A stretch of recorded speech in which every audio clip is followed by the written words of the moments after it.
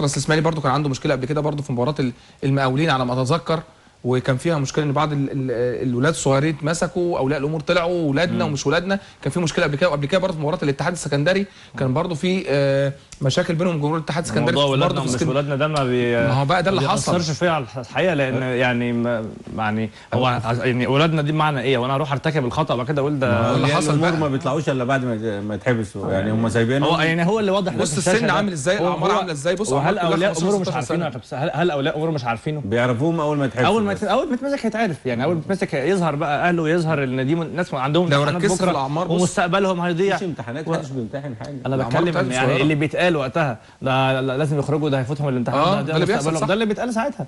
لكن يعني اعتقد الاولى ان الناس الوجوه كلها باينه، واعتقد ان الاهالي عارفه اولادها فين. هقول لك حاجه برضه، يوصل اكتر للمرمى، لكن بعتقد الحلول هتبقى في الشوط الثاني، والحلول للمصري هتبقى اكتر من حلول الاسماعيلي، ان الدكه بتاعت المصري يعني. ما هو ده بقى اللي انا قلت لك الشوط الاولاني ممكن يبقى تعادل، هيفرق جدا الشوط الثاني، لان حلول النهارده حلول المصري اكتر من حلول الاسماعيلي. دكه الاسماعيلي لما نيجي نشوفها النهارده هتلاقي واحد او اثنين، لو حاولت تنزل واحد زي عبد الرحمن محسن، واحد زي مهاب سعيد، لو فكرت في حسني، هو بقى له فتره كتيره جدا بعيد، مش اكيد مش هتديله شوط كامل، ممكن تديله ثلث او ربع لو احتاجته، لكن لما تيجي تبص لفرقه المصري محمد تراوري الله اعلم قد يكون برضه موجود يعني. ما انت النهارده لو اديت لمحمد تراوري في ماتش زي ده انت بتجازف، لان الراجل بعيد جدا عن الفرقه، وراجل لسه اول مباراه يخشها في السنه دي، فبالتالي لو انت عندك ثقه فيه قويه جدا، وانت بنسبه 80-90% عارف ان ده من الفراوده الهدافين او الفراوده اللي ممكن يفرقوا مع الفرقه، لكن لما تيجي تبص الناحيه الثانيه انت عندك 5 أو 6 لعيبه في فرقه المصري، انت مش عارف تنزل مين. يعني انا بعتقد ان الشوط الثاني في عندك شرويده ما كانش له دور الشوط الاولاني، ممكن تلعب سلام نجاح، ممكن تلاقي مؤمن زكريا، ممكن تلاقي واحد مع عبد العزيز توفيق. لو حسام حسن عايز يهاجم او الجهاز الفني بتاع المصري عايز يهاجم، هيشيل عبد العزيز توفيق ويحط مكانه واحد تحت الفروديه، ممكن عبد السلام نجاح مثلا، عنده عبد السلام نجاح ومؤمن زكريا، ممكن يبقى على حساب عبد العزيز توفيق وعلى حساب شرويده، لو هو عايز يكسب الاسماعيلي، لو هو عايز يخش ويهاجم في الشوط الثاني، هم دول تغييرين. واعتقد الاقرب دي دماغه متهيألي كابتن حسام، ما انا بقول لك دول الاقرب، يعني دول الاقرب ان هو في عبد السلام نجاح وعندك مؤمن زكريا على حساب شرويده وعلى حساب عبد العزيز توفيق.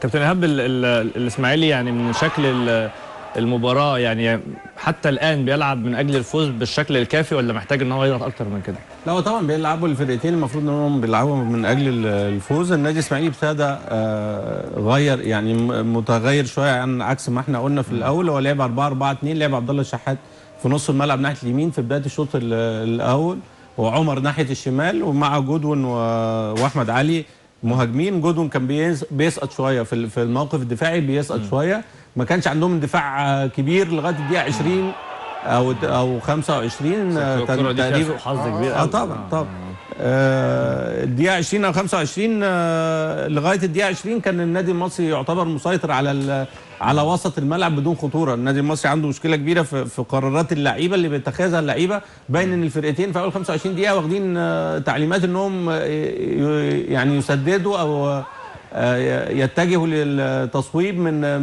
مسافات بعيده. شفنا عمرو السوليه وشفنا 3 لاعبين من النادي المصري مسافات كبيره في التسديد، لكن فيها مشكله كبيره انه القرار كان خاطئ في اغلبيه القرارات اللي هي انه يشوطها، ودي طبعا من الحاجات دي في اخر الشوط استلم وموقف بالظبط.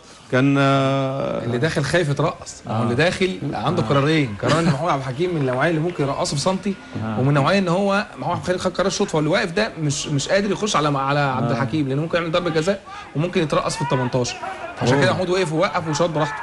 فهي القرار بتاعت لعيبه المصري خصوصا زي دي الكره دي، شرويده يعني باهمال شديد ما قدرش حتى يصبر استنى اللعيبه. احنا شايفين النادي المصري حتى متمركز الى حد كبير في الثلث الدفاعي بتاعه، ابتدى كويس النادي المصري من ناحيه الاستحواذ بس، لكن فرص النادي الاسماعيلي كانت اكتر، خصوصا في الثلث ساعه او نص الشوط الاولاني الاخير. كانت مشكله كبيره بالنسبه للنادي الاسماعيلي في الاول، عدم يعني تحرك صديق واحمد سمير في الثلث ساعه الاولانيه في ال 20 دقيقه الاولى من الشوط، لكن بعد كده لقينا ان احمد سمير عمل يعني بدأ